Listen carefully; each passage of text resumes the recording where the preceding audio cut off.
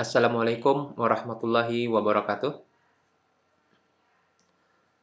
Selamat berjumpa kembali dengan saya, Kakak Mairodi. Saya pada kesempatan kali ini akan menyampaikan materi operasi penjumlahan dan pengurangan bilangan bulat. Materi ini diperuntukkan untuk para siswa kelas 7 SMP, ya, atau kelas 1 SMP, atau kelas 1 MTS, atau kelas atau level yang lain yang merasa butuh dengan materi ini. Sebelumnya, kakak sudah menyampaikan terkait di video yang lain, kakak sudah menyampaikan terkait tentang bilangan. Tentang bilangan yang kita bagi dari bilangan kompleks ya, terus sampai dengan bilangan asli ya. Nah, di antaranya waktu itu kita membahas bilangan rasional. Di mana rasional itu kita bagi lagi ada pecahan, ada bulat. Nah, sekarang kita ngebahas bilangan bulat ya. Kita membahas operasi bilangan bulat, yaitu operasi penjumlahan dan operasi pengurangan pada bilangan bulat. Seperti yang sudah kita pelajari kemarin, bilangan bulat itu adalah bilangan yang bulat atau utuh, yang tidak pecah. Utuh itu dalam arti apa? 1, 2, 3, 4, 5, ya. Atau 0, min 1, ya. Minus 1, minus 2, minus 3. Ini semua adalah bilangan bulat. Kalau bilangan pecahan, itu bilangan yang ada komanya.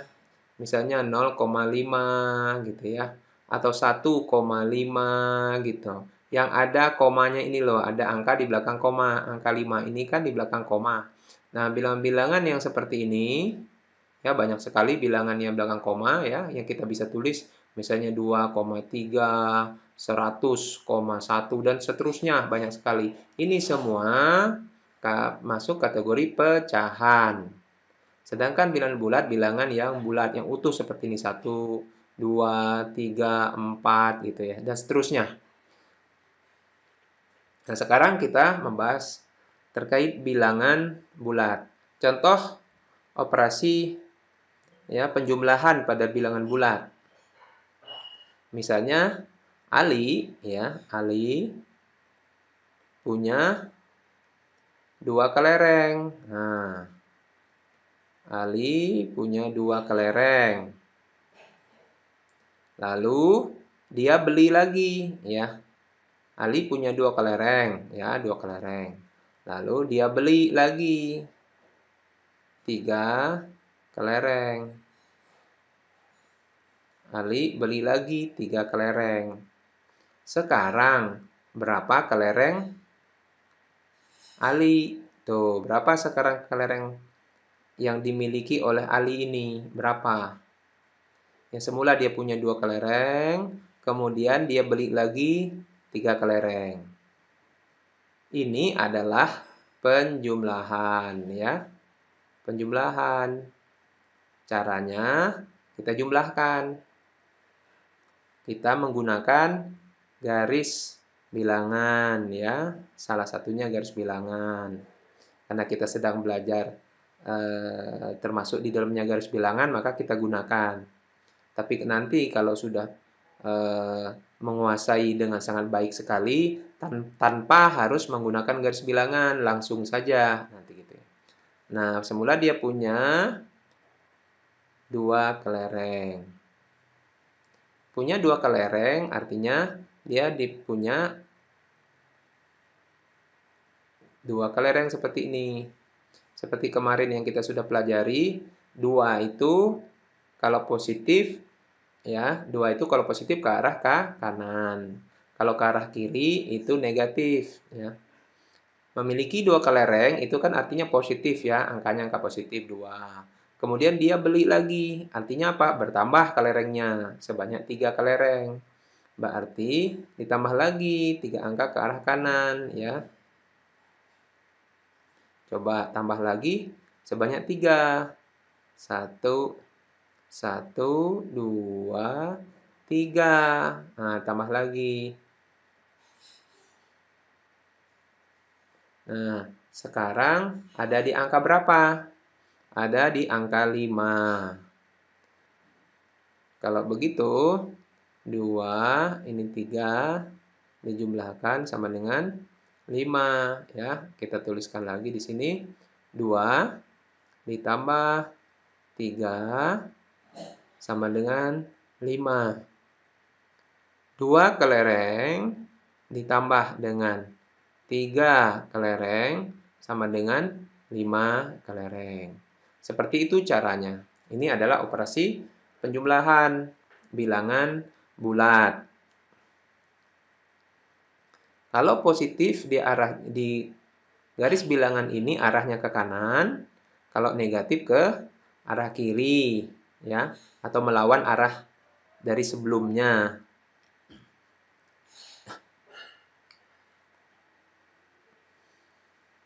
Sekarang kita coba operasi pengurangan. Nih contohnya, Budi memiliki 6 bola. 2 bola ya dikasih ke adiknya ya, dikasih ke adiknya. Jadi berapa bola yang Budi punya sekarang? Nah, kita lihat 0, 1, 2, 3, 4, 5, 5, 6. Nah, 1, 2, 3, 4, 5, 6. Kita lihat di garis bilangan. Semula Budi memiliki 6 bola. Berarti ke kanan arahnya ya. Karena kan 6 bola, itu kan positif, jadi ke kanan. Kemudian dikasih ke adiknya 2 bola. Berarti bolanya bertambah atau jadi berkurang? Kan bolanya jadi berkurang. Berkurangnya sebanyak berapa? 2. Kalau berkurang berarti kan minus tandanya. Arahnya ke kiri sebanyak 2. Ya, kita hitung 2 dari sini. Yang tadinya di sini awal bolanya dikurangi 1, 2. Jadi jadinya di sini. Nah, angka berapakah ini? Kita lihat 4 ya. Jadi 6 dikurangi 2 sama dengan 4.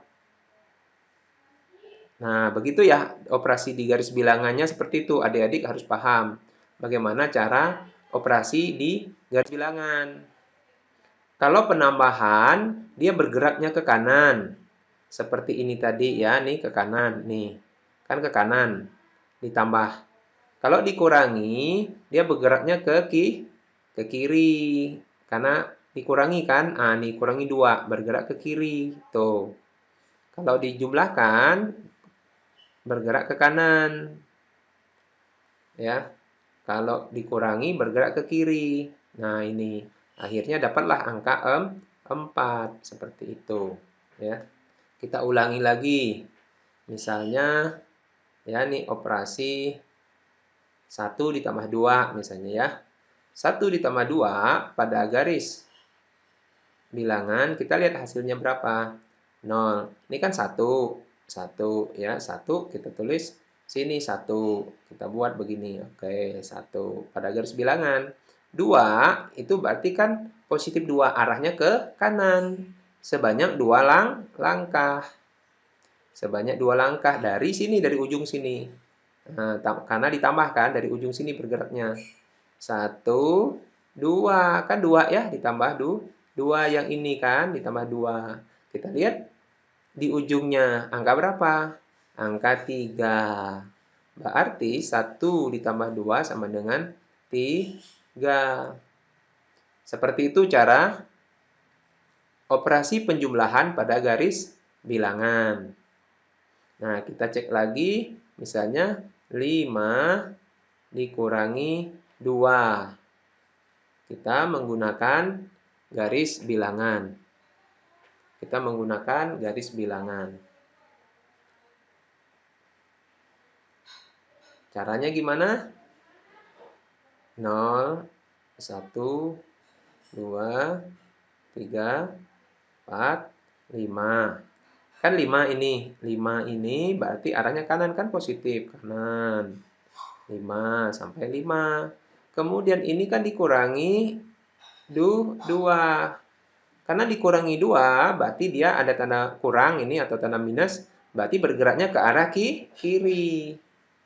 Kalau positif ke arah kanan, kalau dikurangi ke arah kiri. Sebanyak berapa? 2. 2 langkah. 2 langkah atau 2 satuan. 1, 2. Nah, disinilah berhenti terakhir. Kita lihat di bawahnya angka berapa di sini. Oh, ternyata angka 3. Berarti 5 dikurangi 2 sama dengan 3. Seperti itu cara operasi penjumlahan dan pengurangan pada garis bilangan. Insya Allah adik-adik semua sudah paham. Kalau misalnya ada bagian yang masih perlu dipahami lagi, tinggal tonton lagi video ini dari atas. Berulang-ulang sehingga lebih paham. Berikutnya, kakak mau menyampaikan terkait jarak. Jarak ya, terkait jarak. Jarak 2 bilangan. Jarak 2 bilangan. Jarak 2 bilangan. Jarak 2 bilangan itu adalah selisih 2 bilangan. Selisih itu artinya dikurangi ya, dikurangi. 2 bilangan, bilangan yang pertama dikurangi bilangan kedua. Dikurangi, misalnya begini. Kita buatkan garis bilangannya. Sekali lagi kita selalu menggunakan garis bilangan. Begini misalnya kita perhatikan di sini, ini ada 0, 1, 2, 3, 4, ya, 5, 6, 7. Nah, kita perhatikan ini 7 ya. Ini bilangan 7, satu lagi 4 misalnya nih. Ya, 7 dan 4. 7 dan 4. Nah, berapakah jarak 7 dan 4? Jarak ya, jarak antara 7.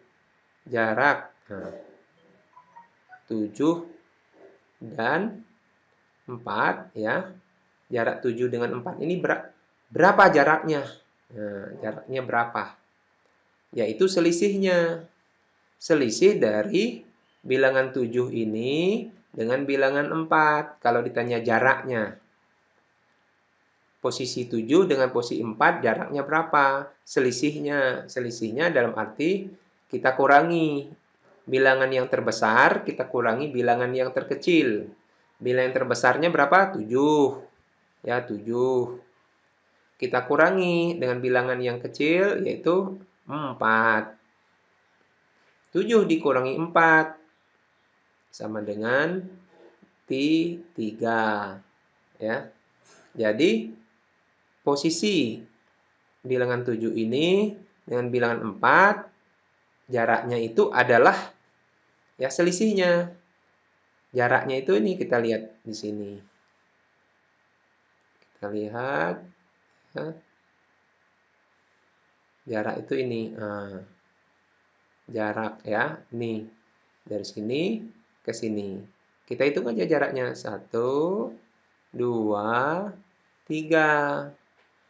Berarti kita untuk mengetahui jarak 2 bilangan, kita tinggal selisihnya atau tinggal dikurangi.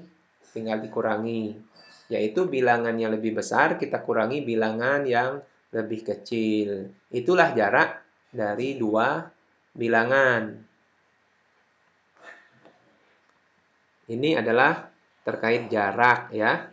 Jarak dari dua bilangan yang berbeda. Tinggal kita kurangi saja. Tinggal kita kurangi, itulah jaraknya. Contohnya, misalnya ini permukaan air ya. Permukaan air ini permukaan air. Nah, ini permukaan air ya di laut misalnya ini di laut. Nah, ini ada ikan. Nah, ini ada ikan. Tuh, ada ikan. Ikan ini eh, sekarang berada pada posisi eh, minus 5. Nah, kemudian ikan ini berenang ke arah bawah. Sekarang ikan itu berada pada posisi berada pada posisi bukan di minus 5, tetapi sekarang di minus 10 misalnya ya. Minus 10 di bawah permukaan laut. Ini nolnya di sini nolnya. Kalau dia turun ke bawah kan minus 5. Minus ini menunjukkan arah turun ya, minus ini. Tidak pakai minus boleh sebenarnya 5 meter asalkan kita kasih tahu yaitu 5 meter di bawah permukaan air kita sebut. Nah, kalau mau ditulis dalam bentuk bilangan pakai tanda minus, itu bermakna 5 meter ke arah bawah gitu ya. Ke arah bawah dari permukaan air ini yang 0 ini. Maka kita tulis minus 5. Nah, ternyata ikan itu sekarang berenang dia, berenang ya, ikan ini ternyata berenang sekarang berada di minus 10 gitu. Nah, sekarang pertanyaannya, berapa ya jarak yang sudah ditempuh sama ikan ini? Berapa jarak yang ditempuh oleh ikan ini? Ya, berapa jarak renang yang ditempuh oleh ikan? Berarti selisih dari minus 5 ini dan minus 10. Gitu. Berarti kita kurangi aja angka yang besar dikurangi angka yang kecil. Minus 5 ini angka yang lebih besar. Ya, itu berarti minus 5 dikurangi minus 10. Ya, minus 5 dikurangi minus 10. Ini perhatikan ada tanda minus di sini ya, tanda minus di sini. Ini ada tanda minus. Minus ketemu minus itu menjadi plus ya.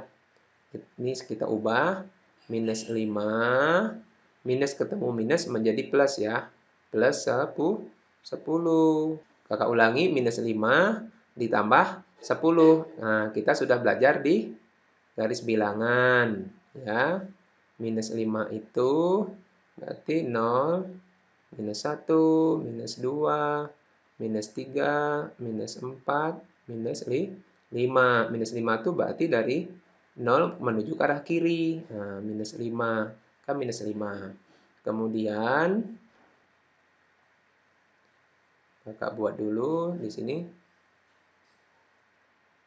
Nah, kemudian tambah 10. Tambah 10, tambah 10 artinya bergerak 10 langkah ke arah kanan. 1, 2, 3, 4, 5, 6, 7, 8, 9, 10. Nah, ternyata sampailah kita lihat ini di angka berapa? Angka 5. Berarti ikan ini sudah melakukan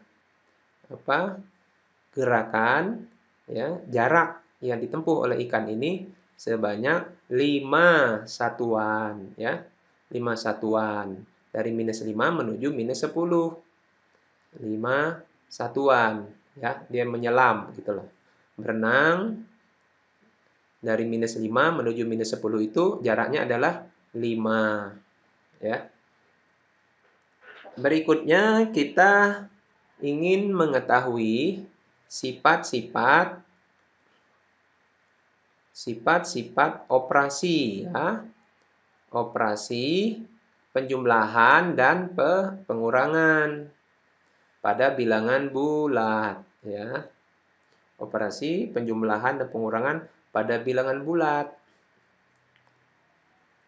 Kita kan sering menemukan dalam kehidupan sehari-hari penjumlahan yang kita balik ya, tetapi hasilnya sama gitu. Misalnya 1 ditambah 2. Kemudian kita ketemu lagi 2 ditambah 1 gitu. Misalnya kita punya 1 permen, kemudian beli lagi 2 permen, berarti kan permen kita jadi 3. Berarti 1 permen ditambah 2 permen. Atau juga boleh kita sudah punya 2 permen, kemudian kita beli lagi 1 permen, berarti 2 permen ditambah 1 permen, jadinya juga 3. Ya, ini contohnya misalnya 1 ditambah 2 sama dengan 3. Kalau kita balik nih, kita balik ya, kita balik ini ke sini. Nah, ini ke sini ya. Kita balik 2 ditambah 1 sama dengan berapa? Juga 3 ya. Kalau 1 ditambah 2 pada garis bilangan seperti ini. 0, 1, 2, 3.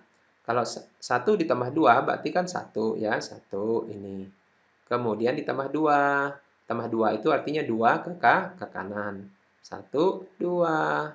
Kita lihat terakhir berada di mana? Angka 3. Angka 3 ya, seperti itu. Nah, kalau 2 ditambah 1, kita cek ya pada garis bilangan.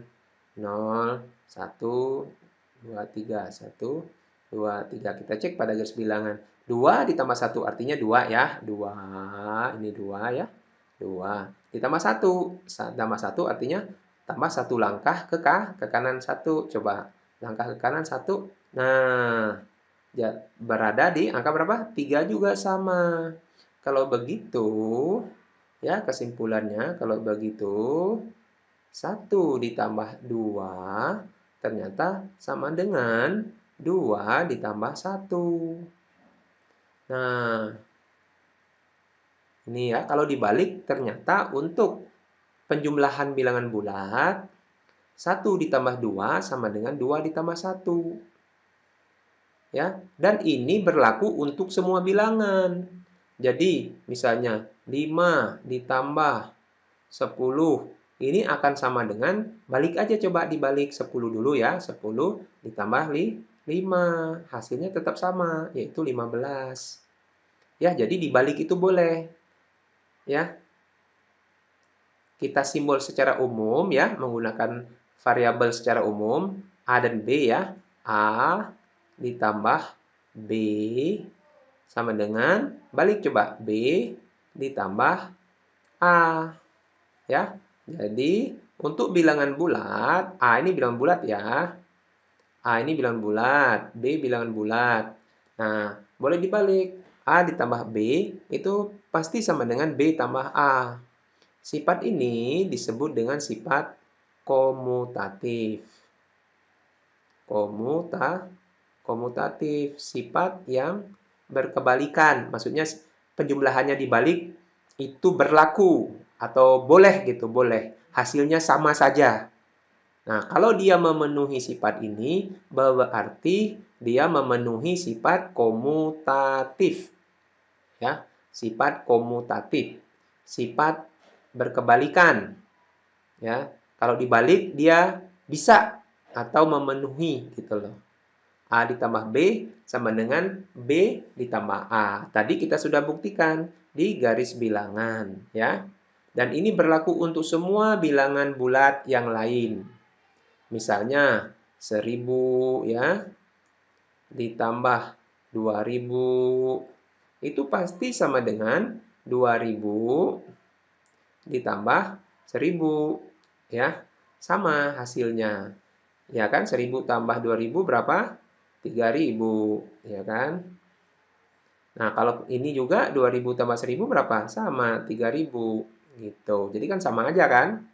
Mau 1000 dulu di depan atau 2000 dulu di depan sama saja. Jadi kalau kita punya 1 permen ditambah 2 permen itu sama saja dengan 2 permen ditambah 1 permen. Kan sama aja, permennya tetap di 3. Sifat seperti itu disebut dengan sifat komutatif. Ingat, sifat yang bisa dibalik seperti itu namanya sifat komutatif. komutatif ya, sifat komutatif. Itu sifat yang bisa dibalik.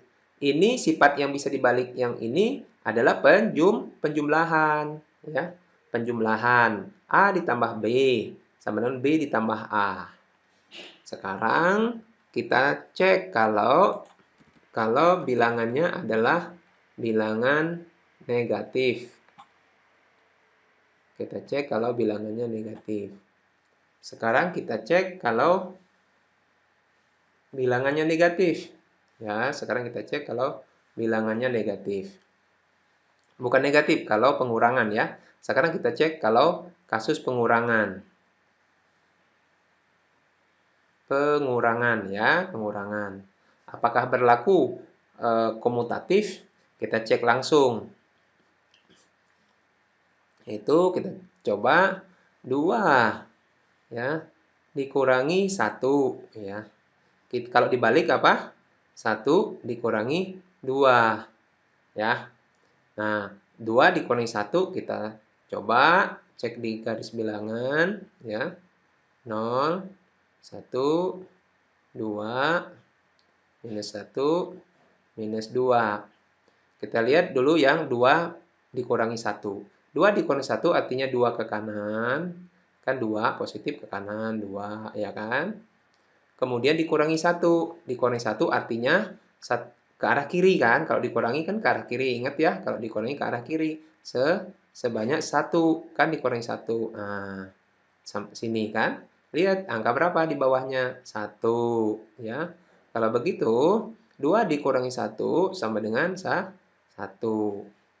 Nah, sekarang kalau 1 dikurangi 2, yang bawah ini ya. 1 dikurangi 2. Kita buat di sini ya, 0, 1, minus 1, minus 2, minus 3 ya. 1 dikurangi 2, berarti 1 ya. 1 itu ke kanan, artinya kan 1 ke kanan. Kanan kan positif ya, 1 ke kanan. Nah, seberapa banyak? Langkahnya 1, 1 ya kan. Kemudian dikurangi 2. Dikurangi 2, karena dikurangi berarti ke arah kiri. Bergeraknya sebanyak apa? 2 langkah. Ya, kita coba 1, 2. Nah, kita lihat angka berapa nih? Minus 1. Kalau begitu, 1 dikurangi 2 sama dengan minus 1.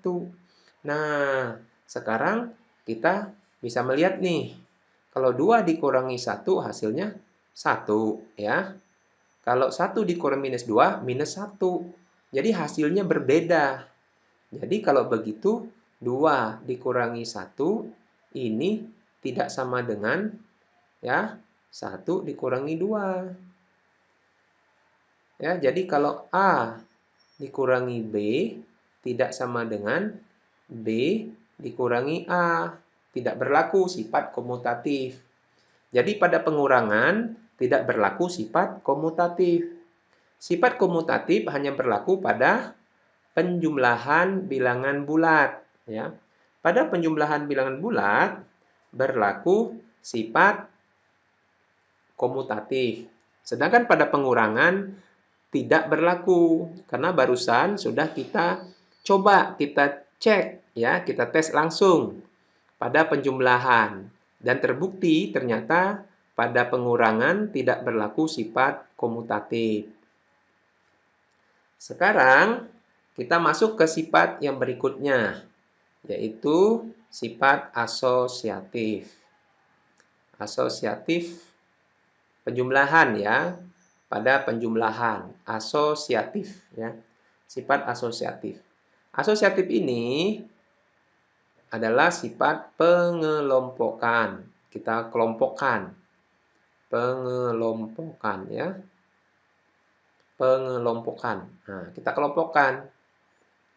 Kalau ada 3 bilangan bulat, yaitu A, B, dan C, maka kalau A ditambah B ditambah C ya, dikelompokkan A kita kelompokkan dengan B ya. Nah, tanda kurung ini artinya dikelompokkan ya. Itu sama dengan A ditambah B ditambah C, tetapi B-nya dikelompokkan dengan C gitu ya. Ini artinya dikelompokkan dia, dikelompokkan ya. dikelompokkan. Di tanda kurung ini artinya pengelompokan ya. Di dalam kurung itu artinya harus dilakukan terlebih dahulu operasinya, ya. Kalau dia ada tanda kurung, itu operasinya diutamakan, harus dikerjakan terlebih dahulu, ya.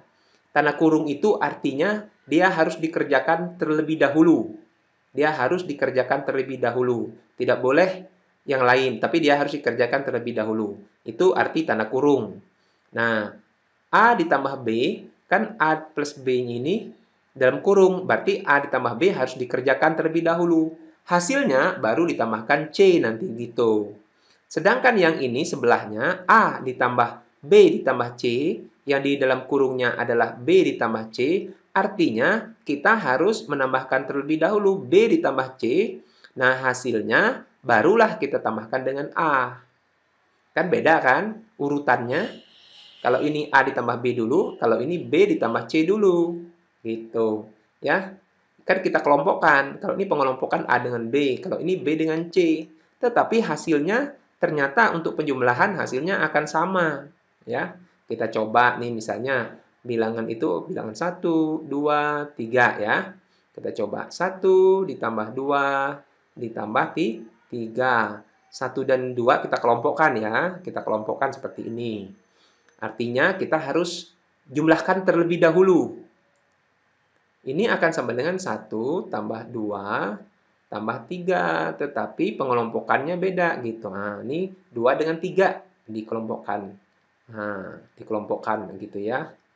Ini 1 sama 2 dikelompokkan. Kalau ini 2 sama 3 kan beda kan? Beda. Apa arti 1 tambah 2 dalam kurung ini? Artinya dia harus dijumlahkan terlebih dahulu. Nah, sekarang kita ikuti 1 tambah 2 kita harus jumlahkan terlebih dahulu ya. 1 tambah 2 berapa? 3. Nah, 3 ini baru dijumlahkan dengan 3 yang satunya ini. Ya, yang sebelahnya. Tambah 3 gitu. Sedangkan yang sebelahnya ini yaitu 1. 1 ya tersendiri karena dia tidak dikurung ya ditulis aja sendiri dulu. Nah, ditambah.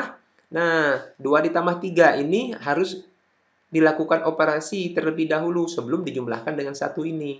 Nah, kita jumlahkan. 2 ditambah 3 berapa? 5. Tuh. Kan 5 ini hasil dari 2 ditambah 3. Sedangkan 3 yang ini adalah hasil dari 1 ditambah 2 yang atas ini ya. Tuh, kalau ini yang ini kan. Nah, sedangkan 1 ini ya, 3 ini tetap kan tidak dioperasikan, tidak ditambahkan dengan apapun. Dia tetap aja tulis aja seperti semula. Tuh, 1 ini tetap 1 tetap ditulis 1. Kalau 3 ini kan beda. 3 ini karena hasil dari 1 ditambah 2 di atas. 5 ini pun demikian. Hasil dari 2 ditambah 3. Gitu. Nah, sekarang baru kita lanjutkan ini ya. Nih, 3 ditambah 3 berapa? 6. Di sebelahnya kita lanjutkan 1 ditambah 5 yaitu 6 juga. Berarti sama kan? 6 sama dengan 6. Berarti kalau begitu sifat pengelompokan untuk penjumlahan itu berlaku. Ya, berlaku sifat asosiatif. Artinya kita boleh menggunakan sifat asosiatif pada penjumlahan kapan saja. Pokoknya asalkan A, B, C ini adalah bilangan bulat, karena sekarang kita sedang belajar bilangan bulat ya, adik-adik ya. Maka kalau bilangan bulat ditambahkan bilangan bulat ditambahkan bilangan bulat, maka itu bisa kita kelompokkan. Pengelompokan pun ya bisa 3 angka seperti ini, 3 bilangan. Tapi sebenarnya nanti ke depan lebih dari 3 bilangan pun boleh kita kelompokkan. Misalnya begini, A ditambah B, anggap ada 4 ya. Tambah C, tambah D. Nah, gini. Di mana A ditambah B kita kelompokkan sama C ini gini ya. Nah, gini. Kita kelompokkan 3 ya. Nah, ini A akan sama dengan B tambah C tambah D. Nah, ini kita kelompokkan ini 3 ini yang belakang. Nah, ini kan kita pengelompokan A, B, C. Kalau ini B, C, D kan. Ini hasilnya pun sama. Ini sifat asosiatif ya pada penjumlahan bilangan bulat ya. Pada penjumlahan bilangan bulat berlaku sifat asosiatif atau pengelompokan. Sifat asosiatif atau pengelompokan, dikelompok-kelompokkan gitu loh. Dikelompok-kelompokkan dengan cara dikasih tanda kurung. Dan itu ternyata berlaku untuk penjumlahan, ya, untuk penjumlahan. Nah, bagaimana kalau ada pengurangannya? Ya, kita tes saja. Kalau ada pengurangan, ya.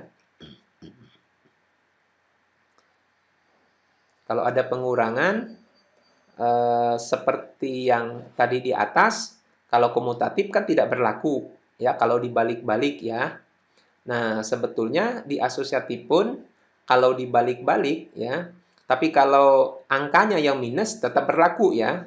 Karena asosiatif ini kalau angkanya masih bilangan bulat, dia tetap berlaku. Misalnya begini, ya. Kan contoh kakak tadi semuanya bilangan positif, ya. Angka 1, angka 2, angka 3. Nah, sekarang kakak ingin memberi contoh misalnya 1 minus 2 dan 3 angkanya, ya. 1, ya, ditambah minus 2, ya, ditambah 3, apakah dia akan sama dengan 1 ditambah minus 2, ya, ditambah 3. Nah, kita kelompokkan ini, ya. Yang ini, 2 ini kita kelompokkan, kita kasih tanda ini. Ingat ya, tanda kurung di minus 2 ini kakak kasih tanda karena dia ada tanda minus. Maka untuk supaya membedakan dengan tidak bercampur dengan tanda positif atau plus penjumlahan ini, maka saya kasih tanda kurung. Ya, sedangkan tanda kurung yang kedua, yang lebih besar ini adalah untuk pengelompokannya. Nah, kita kelompokkan ini dengan ini. Nah, ya. Karena angka 1, angka minus 2, dan angka 3 ini kan semuanya bilangan bulat, kan? Minus 2 pun bilangan bulat. Tadi kan sudah kakak katakan bahwa sifat asosiatif ini berlaku untuk penjumlahan bilangan bulat. Maka, meskipun ada minus 2 ini tetap berlaku. Kita coba, ya. Kita coba 1 ditambah minus 2 berapa? 1 ditambah minus 2, yaitu minus 1. Ditambah 3 yang sebelahnya ini, ya. 3 sama dengan 1. Nah, ini dalam kurung kita kerjakan terlebih dahulu, yaitu minus 2 ditambah 3. Berapa? 1, ya. 1. Nah, sekarang kita lihat ini minus 1 ditambah 3 berapa? 2. Sebelahnya 1 ditambah 1 berapa? 2. Jadi sama, kan? 2 sama dengan 2. Jadi, yang namanya sifat asosiatif ini berlaku untuk bilangan bulat. Meskipun bilangan bulat itu ada yang minus, ya. Ada minus 2, bisa minus 100, minus 1000. Karena minus itu masuk kategori bilangan bulat, asalkan dia tidak pecahan. Asalkan bilangannya utuh, ya, bulat, misalnya minus 1000, minus 2000, minus 1, minus 2, nah itu masuk. Jadi sifat asosiatif masih berlaku untuk semua bilangan bulat, baik yang bilangan bulat yang positif maupun bilangan bulat yang negatif, ya. Berikutnya kita mau melakukan eh, mau melihat, ya, mau mengecek, mau melihat sifat-sifat penjumlahan bilangan genap terhadap bilangan bulat yang genap maupun bilangan bulat yang ganjil. Seperti apa hasilnya? Karena kalau pola ini adik-adik ketahui nanti mempermudah kita untuk membuat tebakan terhadap hasil operasi penjumlahan, ya. Yaitu genap, misalnya sekarang genap, ya. Bilangan genap ditambah bilangan genap. Ingat, ya, semuanya bilangan bulat nih. Bilangan bulat yang genap. Misalnya yang genap pertama 2. Nah, ditambah genap yang lainnya misalnya 4. Kan 2 ini genap, 4 ini genap, ya. Genap itu kalau dia dibagi 2 habis, ya. Habis, nggak bersisa. Itu genap. Kalau ganjil itu bilangan yang kalau dibagi 2 dia bersisa masih. Itu ganjil. Misalnya 2, ya. 2, angka 2. Nah, coba bagi 2. Kan hasilnya sama dengan 1. Kan nggak ada sisa, kan? Nah, coba kalau 3. 3 dibagi 2 sama dengan berapa? Sama dengan 1, kan? Sisa berapa? Sisa masih ada 1. Nah, karena masih ada bersisa, nah berarti dia bilangan ganjil nih. Nah, bilangan 3 ini, ya. Seperti itu, ya. Jadi bilangan genap itu bilangan yang kalau dibagi 2 dia tidak bersisa. Nah, sekarang kita lanjut lagi ke sini. Bilangan genap contohnya 2 dan 4 ya. Nah, genap ditambah genap. Hasilnya ternyata 2 ditambah 4 sama dengan 6. 6 itu sendiri adalah genap. Ya. Jadi genap ditambah genap sama dengan genap.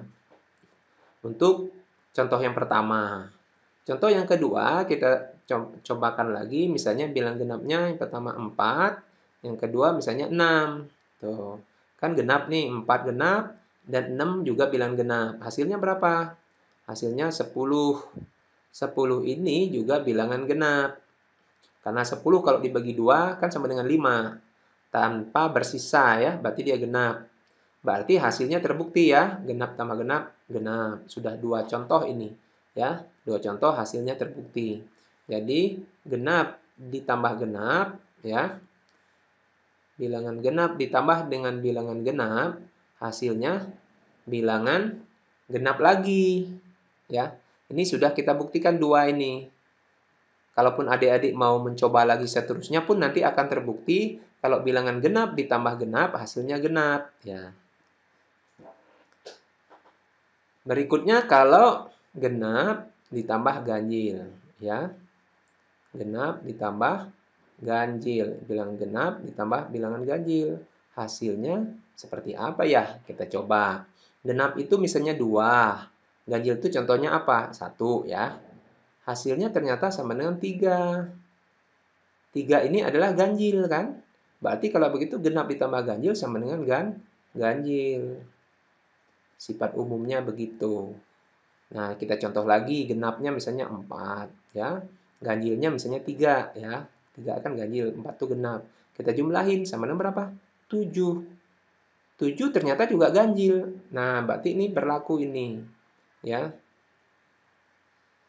Sifat ini berlaku yaitu genap ditambah ganjil sama dengan bilangan ganjil hasilnya. Sifat umumnya itu yang bisa disimpulkan dari kenyataan yang kita lakukan langsung tes langsung ya. Nih, terbukti kan? Itu bilangan genap ditambah bilangan ganjil hasilnya bilangan ganjil. Nah, kita tes lagi. Satu lagi di sini yaitu bilangan ganjil. Bilangan ganjil ditambah bilangan ganjil. Hasilnya seperti apa ya? Kita coba. Ganjil ini contohnya apa? 1 ditambah ganjil lagi. Contoh ganjil berikutnya 3 ya.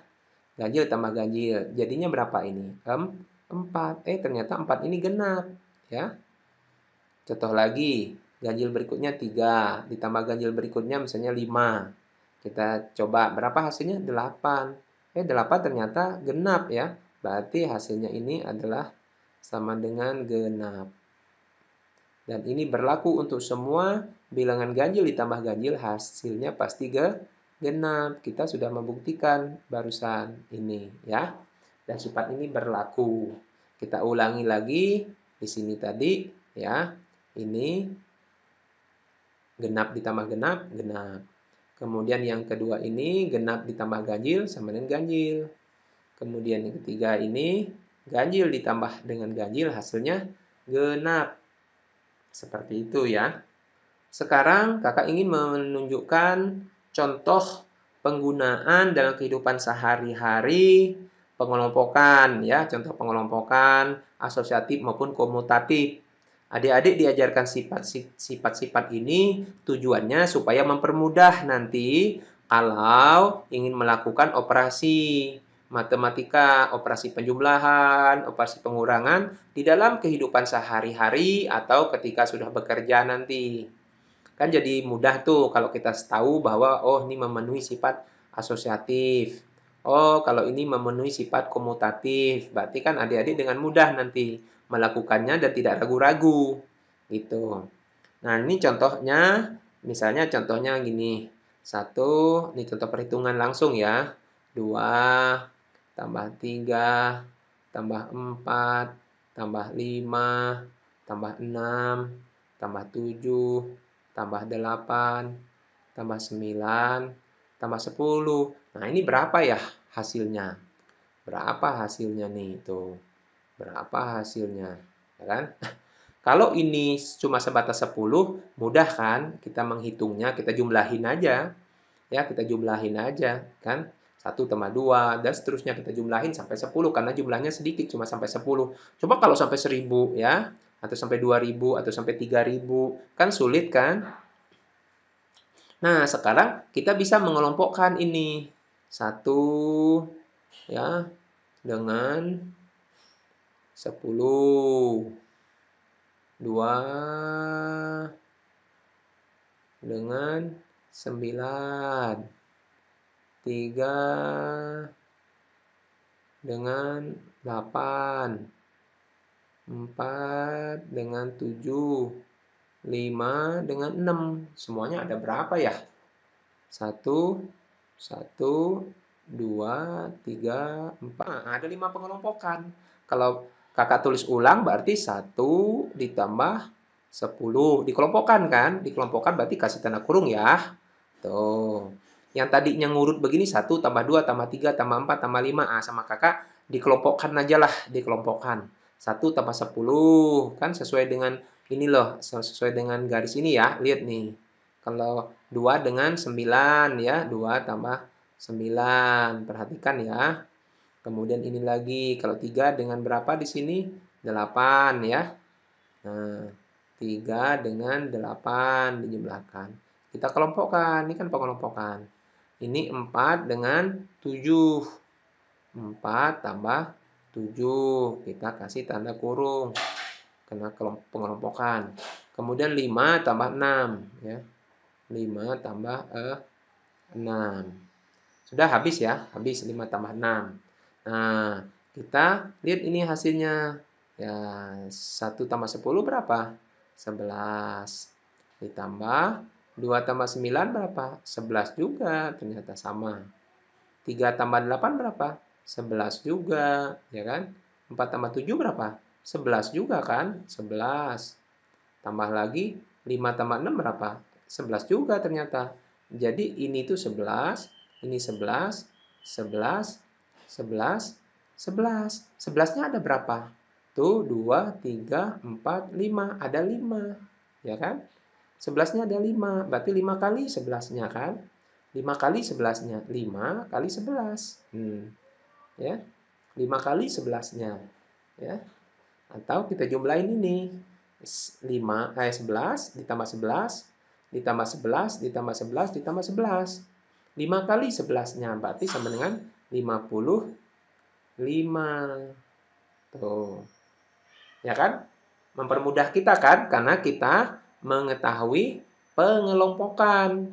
Karena kita juga sudah tahu untuk penjumlahan bilangan bulat boleh dikelompokkan. Ya kan? Dari mana taunya? Dari penjelasan kakak di atas tadi. Karena kakak sudah memberitahu bahwa untuk bilangan bulat, operasi pengelompokan atau asosiatif itu berlaku untuk bilangan bulat. Oleh karena itu berlaku, kita tidak ragu-ragu lagi. Ketika ada masalah seperti ini, kita langsung berpikir, kita kelompokkan saja. Karena apa? Pengelompokan diperbolehkan.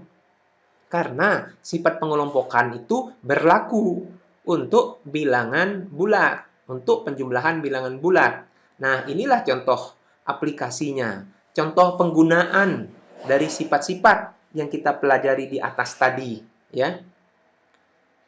Jadi sangat berguna sekali nanti dalam kehidupan sehari-hari di dalam dunia kerja kita. Dengan mengetahui sifat-sifat ini, kita akan praktekkan, kita akan terapkan di dalam keperluan kita dalam kehidupan sehari-hari. Oleh karena itu, sekarang adik-adik yang duduk di 1 SMP, duduk di kelas 7 ya, itu diperkenalkan, diajarkan materi-materi terkait sifat-sifat bilangan bulat, ya, asosiatif, ya, komutatif, supaya sifat-sifat ini dipahami dan kemudian bisa diterapkan dalam kehidupan sehari-hari.